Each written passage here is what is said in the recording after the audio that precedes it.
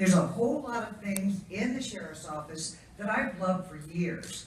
I love the animal program. I love the religious volunteer program where they go in and work with the inmates and give church services, Bible studies, etc. But I also don't think you need to be having an imam in there. I don't want those people leaving the jails having converted to Islam, because as you know, Sharia law does not go with our United States Constitution. And I'm sure all of you know that. But there's many, many things going on in the sheriff's office. The posses are wonderful. We've just gone down too far in the posse realm. There used to be, how many? 3,200 posse volunteers. Now there are less than 350. Now there is a reason for it. There's several reasons for it. And posse members are volunteers that are a mere extension of deputies. They're not deputies. They're not trying to be deputies. They just help out as volunteers. They also buy all their own equipment, their own guns if they're qualified, their own ammunition. So I feel like keeping a lot of the good things that's going on in the sheriff's office is important, but I also believe the things that aren't good need to be taken away. Over working with the sheriff's office for several years, we discovered that there's a lack of accountability. The command staff are given to do jobs that they need to do, and they don't do them, and they're never held accountable. I think I saw some of that on the TV news today, as a matter of fact. I feel that one of the first things I was asked today in an interview, what would be the first thing you would do in the sheriff's office? And I say, I want to make that sheriff's office accountable for the jobs they do, accountable for the money they spend, and that's your tax dollars. You're paying for all of that, and we need to hold them accountable for how they're doing it. Right now, without the Melendrez trial, we have over $240 million in court awards given out for things like illegal investigations. So if those illegal investigations are being done, what's happening? Who's investigating the things that need investigating? They have time and money to spend on illegal investigations, but not on the 400 sexual assault cases that have been gone by the wayside. One of which happened to be my niece's rape, and it's never been solved or investigated. And she even knows who did it. So we need to spend our time and money doing what's best for we citizens of Maricopa County. And I like to say that we are going to have a turnaround when I get into office, because I believe not only in the American Constitution, but the Arizona Constitution and the 10 Commandments. The sheriff is to be a moral compass for the office, and I believe I have a good moral compass. In fact, one of my favorite Bible verses today is Psalm 23:4. He leads me on the path of righteousness for his name's sake. Not mine, his. And that's what it's all about, because once we start getting things going in the right direction, we won't have so many court cases, so many lawsuits going on. And one thing that someone had told me the other day is that they want to see accountability in addition to all the things I want to do. They also want to see accountability. Wouldn't you like to get a statement knowing where your tax dollars really are going? I was interviewed by someone who goes to the Melendrez trial. And he says, oh, I see you all the time at the Melendrez trial. Is anybody familiar with it? No? Well, it's been going on for about 5 years, you know. And there's a lot of things going on there. Like right now, some of the people are in contempt of court. And that's MCSO. How do you like having your sheriff's office being held in contempt for lying? I don't think it's a very good thing. When I was brought up, my mom told me if I had a problem, you run to the police. But now, we have to make a U-turn and run away. Thank you.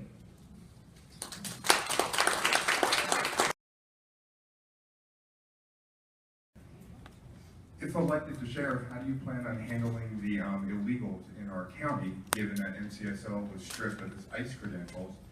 And what can you do to restore the ICE credentials? Mrs. Hill? Go ahead. Ladies first. I am totally against illegal immigration, especially in our county. It takes away from us being the Maricopa County citizens. It takes from us. It takes from our schools. It takes from many other areas. And I plan to enforce the laws of the great state of Arizona so that we can remove them legally. The problem we've had prior to now is that they have been arrested because they're Hispanic with no probable cause. And I believe a lot of the people have been given over to ICE, and they have found out that they have been legal, but their IDs were taken, and so they let them go. Well, if you do it with probable cause and do it legally, then you won't have the problem of having illegals come back into the country. You can get them over the border, let them get back home, and fight for their own country instead of taking everything from our country.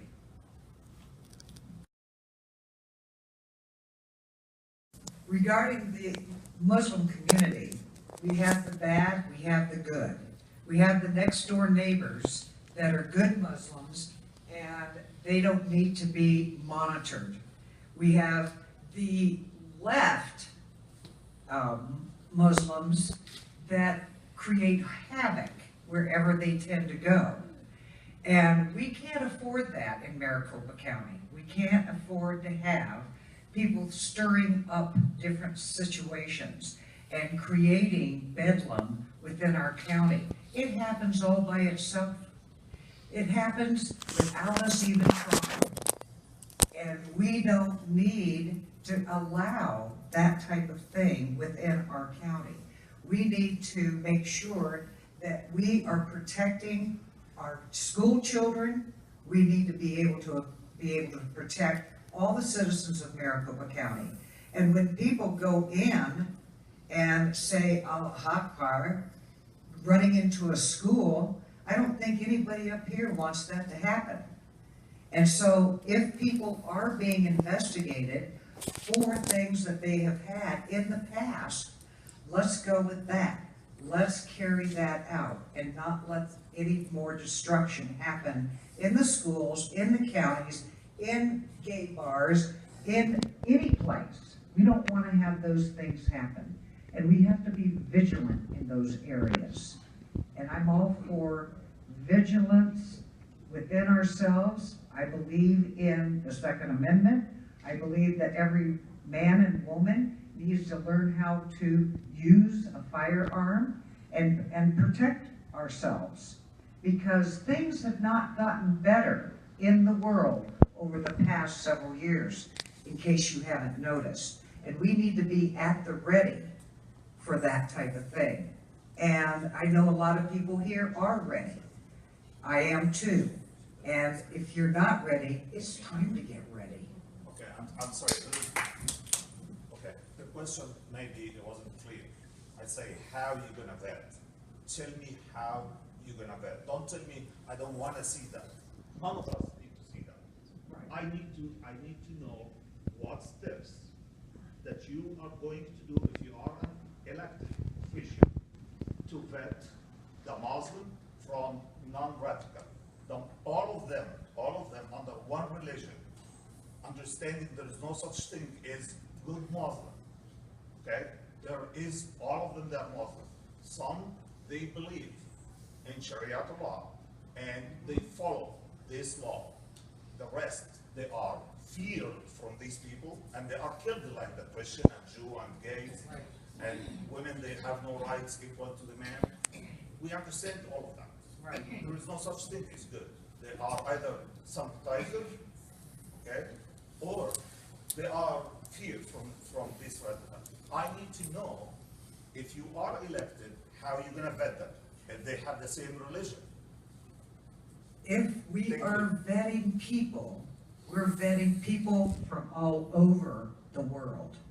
And we need to be able to do that at the sheriff's office and vet them. And we can also go through the proper channels in doing that. There are proper ways of vetting people. And also, we find that people are coming in with different diseases. That's all part of the vetting process. If they're coming in with disease, we need to know about that. And so there's no reason at the borders to be able to vet them. Going to any country, you get vetted as you're going through. I've been to Egypt, and they ask all sorts of interesting questions. And they also take you in to a private area at the airport with a woman to pat you down and ask you questions. So they're in their own way vetting people coming into their country. Why aren't we doing that here? We need to. We need to be able to enforce the law. And we need to have people enforcing the law, and that's where our deputies actually come in, because they can help enforce it at the sheriff's office. They can be asked questions, they can be tested for different diseases that we don't want to have in the county. So the difference between Sharia law and another kind of Muslim, if they are practicing Sharia law, they cannot make a commitment to the United States Constitution, right there. So this means that no one would be safe, because all of the Muslims, they have to practice under their religion, Sharia law. Oh, this is their religion. So you're gonna expel everyone. But if they're trying to become a United States citizen and they're practicing Sharia law, the two don't go together. We understand that. Why, you're gonna tell all the Muslims to get out? No, I know a lot of Muslims in my life, and a lot of them are very, very good. But I also know that at a last moment for a lot of people, and this happened in San Bernardino, jihad is called, and that nice neighbor who the FBI had been watching goes out and blows people and shoots up people. Why weren't more steps taken to prevent San Bernardino? In spite of the fact that they were nice neighbors. Nice neighbors don't necessarily mean they're not going to come to a jihad if they're Muslim. Called a jihad. A lot of Muslims will come, nice neighbor or not. So we have to be able to vet those people, because they can't commit to the United States Constitution if they're practicing Sharia law. And that'll be a #1 indication. They are not gonna tell you that they're practicing. Right. What? Just a quickie, isn't that racial profiling, which is okay with? When they're coming in by the 30,000s, Oh, I'm not talking about them, I'm talking about the people here now. I think if they're taking classes in American citizenship, because a lot of them do come over here legal. They're not just here, They're already, pardon me, they're just here. they're here. Are they here legally? I don't know. Well, Yes, there is some of them, they are here. They are not gonna tell you that they are radical. They're gonna act. So if you are elected, how are you gonna vet them? And when you find out from the FBI that they are radicals, as a sheriff, what are you going to put them in jail, send them back home? no, but we need to be able to watch out for them. if the FBI is following them, then we need to do follow-up on that, don't we? Otherwise, it will get out of control. So if they're telling us that they're watching these people, let's not have another San Bernardino. Let's start doing our own investigating of them. Thank you.